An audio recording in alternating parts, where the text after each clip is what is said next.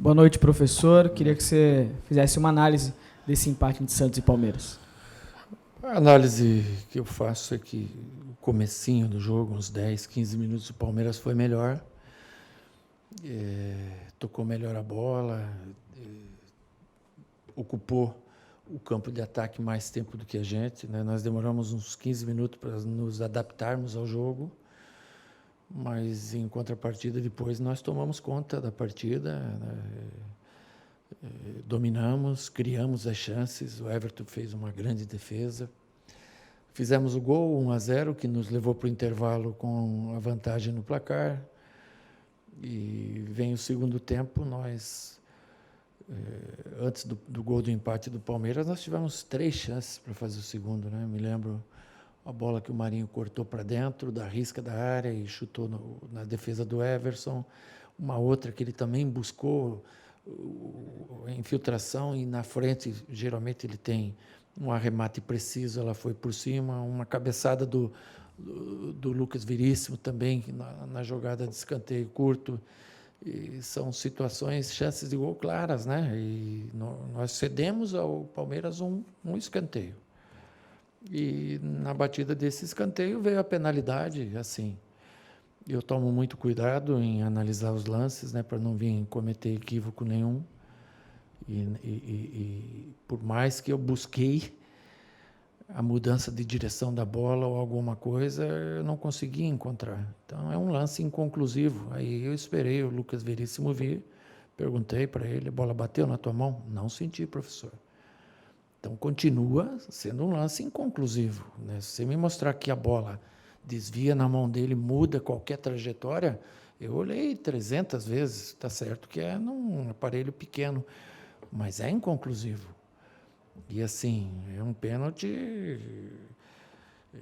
que o José Cláudio da Rocha Filho, que é o juiz do VAR, deu, que coincidentemente foi o mesmo árbitro de VAR que apitou nós e Palmeiras no Morumbi e deu aquele pênalti da falta que foi batida e bateu supostamente na mão do Alisson, outro lance interpretativo, né? Então a gente perguntando quem era o VAR hoje, a gente vai levantar isso, nada que venha a denegrir a honestidade, a integridade do José Cláudio da Rocha Filho, mas é uma coincidência bastante dura para nós, porque é um lance assim que se você dá sequência, você tem que sentir o jogo dentro do campo. Quem jogou, quem fez parte do campo, sabe que quando acontece uma penalidade, todos os jogadores na hora já, opa, busca o lance. Se teve um jogador que, opa, pênalti, alguma coisa. Tanto que quando para e ele vai no VAR, a gente pergunta, mas o que ele vai ver? Que é um lance inconclusivo. E mudou o jogo.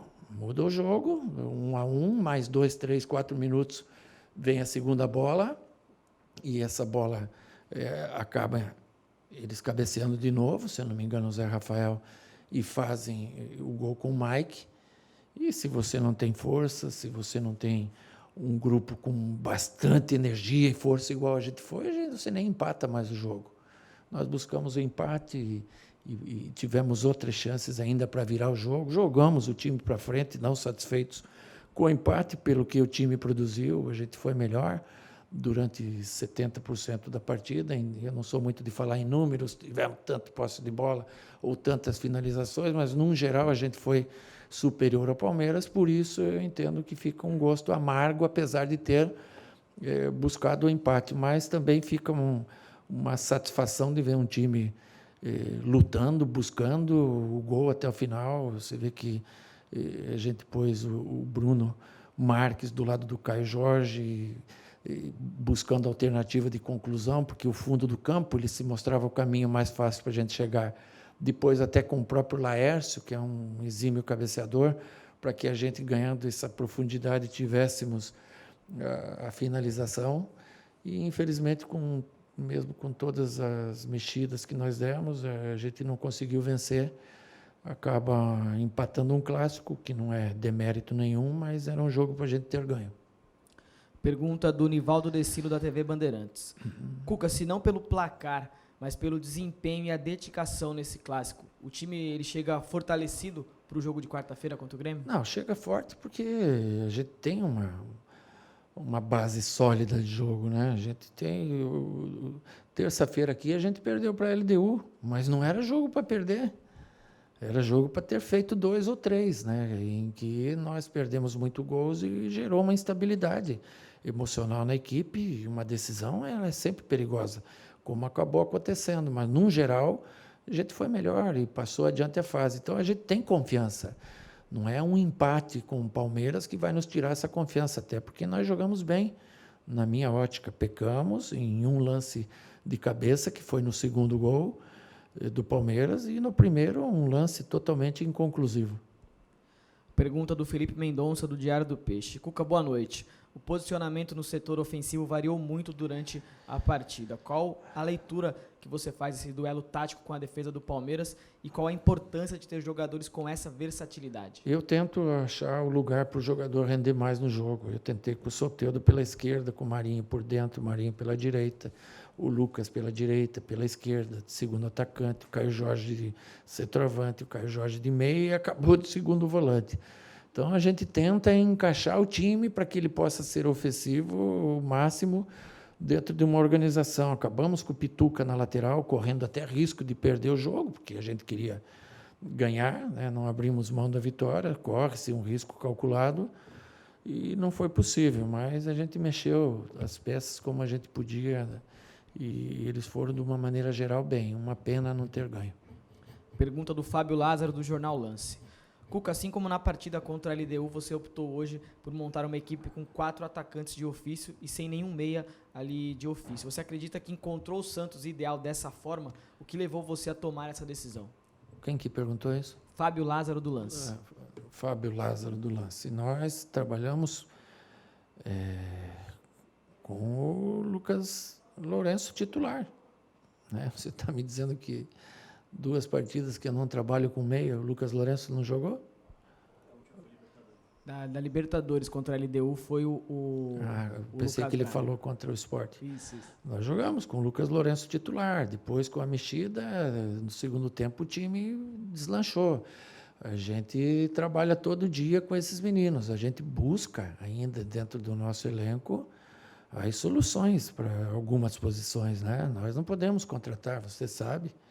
Então, a gente tem criado alternativas e dentro das alternativas que tem, o Marinho é uma delas, o Soteldo é outra delas, o Caio Jorge é outra e os meninos que entram também são opções que a gente tem. Pergunta agora do Gabriel dos Santos, do Globoesporte.com.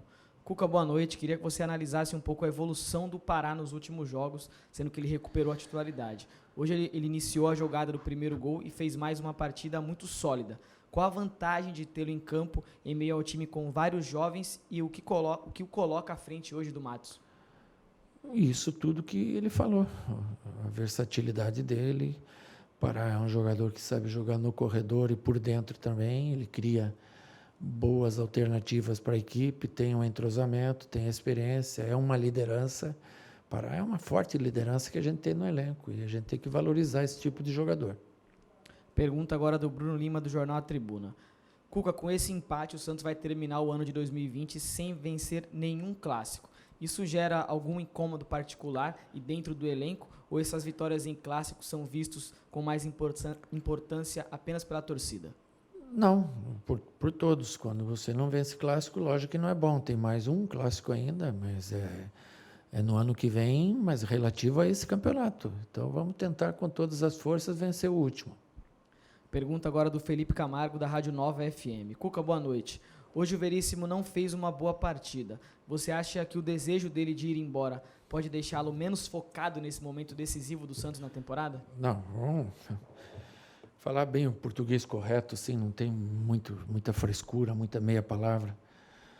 Cara, o Veríssimo teve já, eu acho que é a 5ª ou 6ª procura que ele tem nos últimos 3, 4 anos. Então, ele já foi vendido para a Ucrânia, ele foi vendido para a Rússia, ele foi vendido para Portugal, ele foi vendido para a Arábia e nunca saiu daqui. É um jogador que tem visto o tempo passar, muitas vezes as promessas de diretorias virem que ele vai ser vendido, e como que fica a cabeça do jogador? A gente não pode pôr culpa, a gente tem que dar valor pelo que ele tem feito de entrega dentro do campo. Isso é uma referência que a gente tem. sabe? Eu acho que ele não está em dívida de forma nenhuma com a gente. Quem está em dívida com ele somos nós. Quando eu falo nós, não é comissão técnica, é nós, Santos. É dar uma solução para ele, porque a diretoria aprova, o presidente aprova a venda dele, o conselho fiscal não aprova. Imagina a cabeça do jogador. Aí vamos jogar com a LDU, mas o conselho... Aí sai no dia do jogo da LDU a matéria toda que o conselho não aprova. E nós estamos mexendo com o ser humano, que é sensível, que é emotivo, como todos nós somos. Aí vem hoje, ontem saiu a nota de novo, que o conselho não aprovou de novo. Tem que tirar o chapéu para o Lucas Veríssimo e tem que acabar o ano. Tem que acabar o ano e o Santos tem que vender o Lucas Veríssimo da melhor forma que possa e fazer novos jogadores. A gente tem jogador bom jogando no Campeonato Brasileiro emprestado. Vamos recuperar. Temos formado jogadores na base. Daqui a pouco a gente tem o Luan Pérez, que também está se tentando buscar, mas dificilmente vai ficar. Isso tudo a gente tem que descascar já, meu amigo. Não dá para deixar chegar dia 31 de dezembro, porque já está aí. A gente não está envolvido em eleição, em política. A gente tem que pensar o Santos de hoje. Senão o tempo passa e daqui a pouco fica pior. Pergunta do Gustavo Soler, da Rádio Bandeirantes. Cuca, boa noite. Apesar de não ter saído com a vitória, o que você tira de positivo para levar para o jogo contra o Grêmio? Com Caio Jorge convocado para a seleção sub-20, o Bruno vai começar o jogo na quarta-feira? Não, o Caio Jorge não pode ir para a seleção. Pronto. O Caio Jorge não pode ir para a seleção. Eu sempre beneficio e valorizo a convocação do jogador. Então, a última vez o Caio Jorge foi convocado, falei, vai, fiquei sem ele. Agora, nós temos o jogo de Libertadores, um jogo com o Flamengo e a volta da Libertadores. A seleção vai fazer 2 jogos amistosos na Granja. Eu acho que tem que ter a sensibilidade do pessoal que convoca de saber que hoje a necessidade que o Santos tem do jogador é maior do que ele ir fazer 2 jogos amistosos, com todo o respeito que eu tenho à seleção e ao pessoal que dirige a seleção. Vamos lá, né? Pergunta do Renato Peters, da Globo. Cuca, o primeiro gol do Palmeiras hoje quebrou o ritmo do Santos na partida? Quebrou porque foi um lance inconclusivo. É um lance inconclusivo. E daí não é choro. Se é pênalti, é pênalti. Abriu, bateu no braço, mudou a direção, pum, pênalti. O José Cláudio da Rocha Filho, que foi o mesmo árbitro do VAR que apitou lá no jogo do Morumbi, aquele outro pênalti, achou que foi pênalti. Chamou o Flávio e acabaram dando pênalti. Eu olhei 300 vezes ali, não consigo, tá certo que é um aparelho pequeno. Talvez quando eu chegar em casa lá e ver no aparelho maior eu veja a mão. Chamei o Lucas Veríssimo, foi pênalti, Lucas. Não senti a bola bater na minha mão, professor. Eu vou lá falar na entrevista, não senti a bola bater na minha mão. Estou repassando. Pergunta do Bruno Faria, da Rádio CBN. Cuca, boa noite. Você optou mais uma vez por colocar o Soteldo como um meia armador e durante o Clássico ele alternou as posições por ali. Sim. Qual a principal dificuldade você acredita que os jogadores testados nessa função de meia têm sentido para armar as jogadas a ponto de improvisar o Soteldo ali? O Soteldo ele não é improvisado ali, ele joga assim muitas das vezes até na seleção dele. É um jogador polivalente, versátil, ele joga pelo lado, ele joga por dentro. A gente tem utilizado ele dentro do que a gente imagina melhor. Hoje ele começou pelo lado, ele não começou por dentro. Quem começou por dentro foi outro jogador, nem o Lucas não foi. E depois, com as variações táticas que a gente fez, ele acabou jogando em outros setores. Mas ele é importante para nós por essa versatilidade, às vezes caindo por um lado do campo, às vezes sendo nosso armador. Não se trata de qual dificuldade que tem. A gente tem o Lucas Lourenço, tem utilizado o Lucas. É um menino que tenho certeza que vai deslanchar no futebol, vai ser um grande meia. Mas tudo ao seu tempo. A gente tem o Jean Mota, que nós estamos fazendo um trabalho de recuperação em cima dele, de dinâmica. Amanhã vai treinar de volta, treinou forte ontem. E a gente tem usado as alternativas, né, que a gente tem. Tem o Jobson, que também tem feito isso. Em alguns momentos antes da Covid estava muito bem, depois da Covid voltou muito mal, e a gente está recuperando, trabalhando forte, para quando ele tem a oportunidade, ele volte a ser aquele jogador importante que foi há 1 mês e meio atrás por aí. Última pergunta do Ricardo Martins, da Rádio Transamérica. Cuca, por que a opção de colocar os titulares no jogo de hoje, sendo que na quarta-feira tem o jogo decisivo para a Libertadores? Porque nós tínhamos 37 pontos, ganhando a gente ia a terceiro lugar hoje, e porque eu tenho domingo, segunda e terça para recuperar o jogador para quarta-feira. Hoje, se eu não ponho o time titular, eu teria jogado na terça e ia esperar até a quarta. Então, a gente não tem uma certeza, assim, de que você deixando os caras 8, 9 dias parados, eles vão render mais ou menos. Tem um certo momento que a melhor coisa que tem para o jogador é jogar, quando ele não tem o desgaste físico, como eles não tiveram depois do jogo, eles treinaram o suficiente. Quando eles não têm o desgaste de locomoção, como não tiveram com viagens com isso, então eles estavam prontos para o jogo.